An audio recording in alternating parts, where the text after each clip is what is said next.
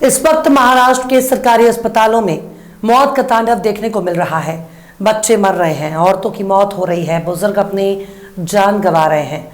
अस्पताल में बेड नहीं, अस्पताल में दवाएं नहीं, अस्पताल में डॉक्टर नहीं है।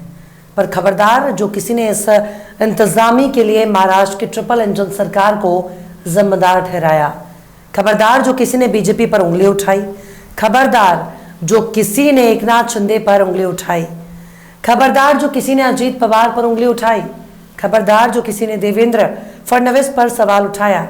खबरदार जो किसी ने देश के प्रधानमंत्री पर सवाल उठाया, क्योंकि मरने वाले खुद ही मर गए। भले ही अस्पताल में दवाई ना हो, भले ही अस्पताल में डॉक्टर ना हो, भले अस्पताल में बेड ना हो, पर मरीज की मौत के लिए कोई जिम्मेदार नहीं है, क्योंकि मरीज ना इस दुनिया में पैदा होता और ना एक दिन उसकी मौत होती। मरीज ना तो बीमार होता, ना तो अस्पताल जाता और ना उसकी मौत होती। तमाम सत्ता और सिस्टम में खुद को जिम्मेदार मानने से इनकार कर दिया, लिहाजा मरीज खुद ही अपनी मौत के लिए हो चुके हैं जिम्मेदार। सलाम, नमस्ते, सत श्री अकाल। मैं हूं आपके साथ हर्षिता मिश्रा और आप देख रहे हैं टाइम्स मेल। इस वक्त पूरे देश में चुनाव का माहौल है। पूरा देश मोदी जी को याद कर रहा है। महाराष्ट्र के 2 जिलों में 131 से ज्यादा मरीजों की मौत हो चुकी है। आंकड़ा बढ़ता जा रहा है, पर मोदी जी भाषण देते रहे।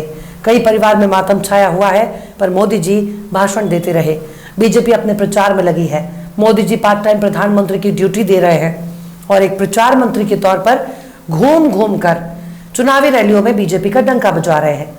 उनको इससे कोई मतलब नहीं है कि कौन क्यों मर रहा है, किसकी गलती से मर रहा है। नांदेड़ और नागपुर में मरने वाले की तादाद लगातार बढ़ती जा रही है, लेकिन हमारा प्रधान सेवक अपने चुनावी प्रचार में मस्त है। सूबे में ट्रिपल इंजन की सरकार है, लेकिन मरीज के लिए दवाई नहीं है।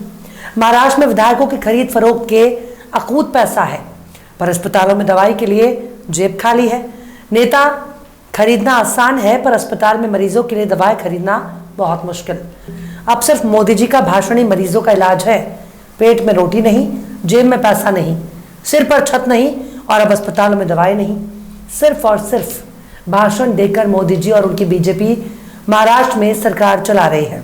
नांदेड़ और नागपुर में तकरीबन 131 लोगों की मौत हो गई है। यह आंकड़ा पता नहीं कहां पर जाकर रुकेगा। मरीज क्यों मर रहे हैं, इस बारे में कोई भी दावे के साथ नहीं कहा जा सकता। नागपुर के सरकारी मेडिकल कॉलेज के डीन का कहना है कि 80 मरीजों की मौत की वजह वैसे नहीं है जैसे इल्जाम लगाए जा रहे हैं। डीन के मुताबिक अस्पताल में दवाओं की कमी से मरीजों की मौत नहीं हुई। अस्पताल में सब दुरुस्त है, दवाएं भी हैं और इंतजाम भी। यही जवाब नांदेड़ के शंकर राव चौहान मेडिकल कॉलेज के डीन का भी था। उन्होंने भी अस्पताल में लापरवाही से इनकार किया, जबकि नांदेड़ में मौत के आंकड़ा और बढ़कर 31 से 51 पर जा पहुंचा और मौत के लिए कोई जिम्मेदार नहीं है। जिन्होंने अपनों को खोया है उनकी सुध लेने वाला अब कोई नहीं। वहीं इस मामले में पूर्व मुख्यमंत्री उद्धव ठाकरे ने सीबीआई जांच की मांग की है। मानव अधिकार आयोग ने महाराष्ट्र सरकार को नोटिस जारी किया है और 4 हफ्तों में जवाब मांगा है कि 2 जिलों में 131 लोगों की मौत का जिम्मेदार कौन है। पर सवाल अभी भी अपनी जगह पर कायम है कि इन मौतों के लिए जिम्मेदार कौन है, क्योंकि सरकार का जवाब है सब चंगासी। ये बात हम कर रहे हैं कि दरअसल अब सरकार ने खुद ही हाई कोर्ट में कहा है कि जनाब मरने वालों के लिए हम जिम्मेदार नहीं हैं। मरीजों की मौत पर जब हाई कोर्ट ने खुद ही नोटिस ले लिया था और सरकार से जवाब तलब किया था, तब बुधवार को हुई सुनवाई में पता चला कि इन मौतों की वजह बेड, स्टाफ और जरूरी दवाओं की कमी है। हाई कोर्ट ने महाराष्ट्र सरकार से इस मामले पर एक विस्तृत रिपोर्ट भी मांगी है। महाराष्ट्र सरकार से अदालत ने खर्च किए गए पाई का ब्यौरा मांग लिया। अब महाराष्ट्र सरकार की तरफ से दलील दी गई है कि सरकारी अस्पताल में लाए गए ज्यादातर मरीज लास्ट स्टेज में थे। सरकारी अस्पतालों पर बहुत दबाव है, बहुत बोझ है, कर्मचारियों की कमी भी है। ऐसे में मरीजों की मौतों के लिए किसी को दोषी नहीं ठहराया जा सकता।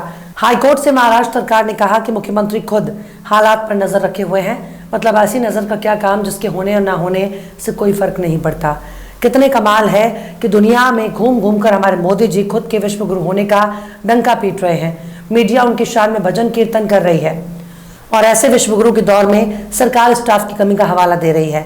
सरकारी अस्पतालों पर मरीजों के बोझ की बात बता रही है और हमारे मोदी जी खुद को विश्व गुरु बता रहे हैं। पता नहीं कौन सा ऐसा तीर मार दिया कि मोदी जी की वजह से आज पूरी दुनिया में भारत का मान बढ़ गया। लेकिन अब जरा सुनिए महाराष्ट्र सरकार के जवाब पर हाईकोर्ट ने क्या कहा। बॉम्बे हाईकोर्ट ने महाराष्ट्र सरकार से साफ कहा कि कि मरीजों की मौत के मामले में वो अपनी जिम्मेदारियों से नहीं बच सकती।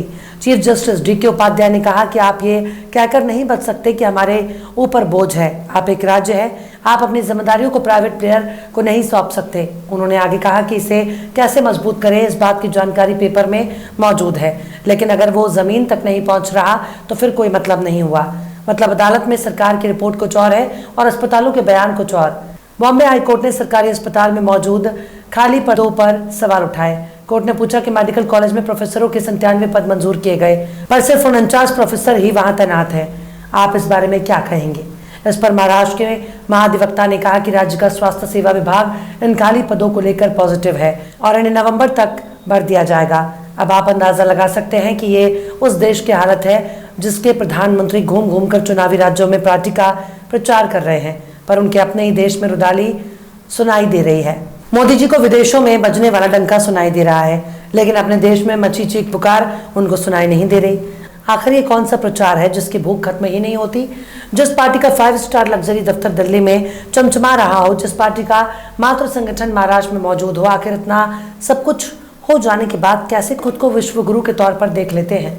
एक दवाई की टिकिया भी जिसके अस्पतालों में ठीक से मौजूद ना हो, वो किस बात का विश्व गुरु और कैसा ढंका? वहीं महाराष्ट्र कांग्रेस के नेता नाना पटोले ने शिंदे सरकार पर भ्रष्टाचार के गंभीर इल्जाम लगाते हुए कहा कि सूबे में पब्लिक हेल्थ सिस्टम भ्रष्टाचार के भेंट चढ़ चुका है। पूरा सिस्टम ही वेंटिलेटर पर है। सरकारी अस्पतालों में जरूरी डॉक्टर और स्टाफ नहीं है, दवाओं की कमी है, अस्पताल में मशीनें खराब होने से धूल उड़ रही है। जब एक बड़े शहर में हेल्थ सर्विस का ऐसा हाल है तो फिर तो गांव गिराव में अस्पतालों की क्या हालत होगी? इसकी कल्पना ना करना ही बेहतर है। सरकारी अस्पताल मौत के जाल बन गए हैं। नाना पटोले ने कहा कि पब्लिक हेल्थ डिपार्टमेंट और मेडिकल एजुकेशन डिपार्टमेंट ने 40% पेट के कीड़े की दवाएं वक्त पर नहीं खरीदी, इसलिए 2022 में आवंटित 600 करोड़ की रकम वापस चली गई। बीजेपी सरकार ने 15 अगस्त से सूबे में फ्री हेल्थ सर्विस शुरू करने का खूब ढिंढोरा पीटा, लेकिन सरकार सर्विस नहीं बल्कि अस्पतालों में मौतें दे रही है। नाना पटोले ने आलोचना करते हुए कहा कि बीजेपी सरकार के दौरान मौत सस्ती हो गई है। Public health minister Tanaji Sawant को बर्खास्त किया जाना चाहिए। अक्सर हम लोग अपने चैनल पर धर्म, जाति और मजहब से इतर रोटी, कपड़ा, मकान, अस्पताल और दवाई की बात करते हैं। क्यों? सिर्फ इसलिए कि अगर परिवार में एक शख्स भी बीमार पड़ जाता है तो साल भर की कमाई सिर्फ दवाई में चली जाती है। प्राइवेट अस्पताल जब तक हमारे देश में मौजूद रहेंगे तब तक हमारे देश का हेल्थ सिस्टम दुरुस्त नहीं होगा। इसलिए हमारा मानना है कि सरकारी अस्पताल और सरकारी स्कूल को जारी रखने के लिए प्राइवेट अस्पताल और प्राइवेट स्कूलों को बंद कर देना चाहिए। नेता और गरीब आदमी जब एक ही अस्पताल में इलाज कराएगा तब जाकर लोकतंत्र का मतलब समझ में आएगा। जब नेता खुद को बादशाह समझ लेता है, जब नेता खुद को राजा समझ लेता है, तब देश में ऐसा ही होता है। पता नहीं कैसे बनेगा भारत विश्व गुरु। सिर्फ मीडिया और अखबारों के विज्ञापन में भारत विश्व गुरु बन जाएगा और भारत के विश्व गुरु बनने में जो थोड़ी बहुत कमी होगी उसे हमारे मोदी जी अपने भाषणों से पूरा कर देंगे। तो जोर से बोलो, हर हर मोदी, घर घर मोदी। बहरहाल चलते चलते आखिर में राहत इंदौरा ने भी क्या खूब फरमाया है, जो आज साहिब मसनद हैं कल नहीं होंगे। जो आज साहिब मसनद हैं कल नहीं होंगे, किराएदार है जाती मकान थोड़ी है। फिलहाल इस वीडियो में बस इतना ही। ये वीडियो आपको कैसा लगा कमेंट बॉक्स में आप जरूर बताइएगा। वीडियो पसंद आए तो लाइक करें। हमारे वीडियो लिंक को फेसबुक, ट्विटर, व्हाट्सएप पर अपने रिश्तेदार, यार, दोस्तों को भी शेयर करें और बेबाक, निष्पक्ष, स्वतंत्र पत्रकारिता को सपोर्ट करने के लिए आप हमारे चैनल टाइम्स मेल को जरूर से सब्सक्राइब करें और हाँ, बेल आइकन की घंटी वाली बटन भी आप जरूर से दबा दें ताकि आपको हमारे आने वाले नए वीडियो की नोटिफिकेशन फौरन ही मिल जाए। फिर मिलता है किसी और वीडियो में एक नई खबर के साथ। हर्षिता मिश्रा को दीजिए इजाजत। जय हिंद। तो देख लिया आपने हमारे इस वीडियो को। हमें उम्मीद है कि आपने हमारे वीडियो को लाइक किया होगा और दूसरों को भी शेयर किया होगा।